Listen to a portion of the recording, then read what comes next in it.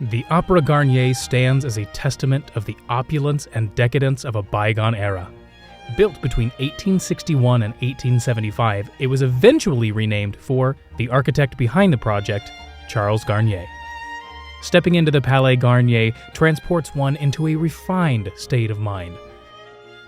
The opera house itself is like a perfectly crafted piece of classical music. Let's call it Palais Garnier in D-flat major. The first movement takes you into the lobby like a great overture. This is where you begin to hear the first notes of music. You start to hear the motifs and themes of what you're about to hear. The notes are cheerful and playful, allegro and sophisticated. Then, building into a great crescendo, we enter into the second movement as we step into the main auditorium. We are greeted by plush, legato red velvet seats accented with staccatos of gold. For the last 60 years, the ceiling here has been adorned with a painting by modernist painter Marc Chagall. Although initially it was not well received, it is now one of the most popular attractions on the tour.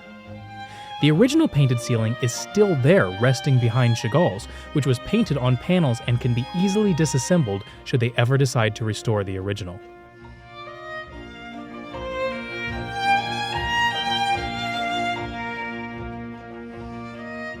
The third and final movement of our musical tour is the Grand Foyer, an elegantly adorned post-performance drawing room for Paris's elite society.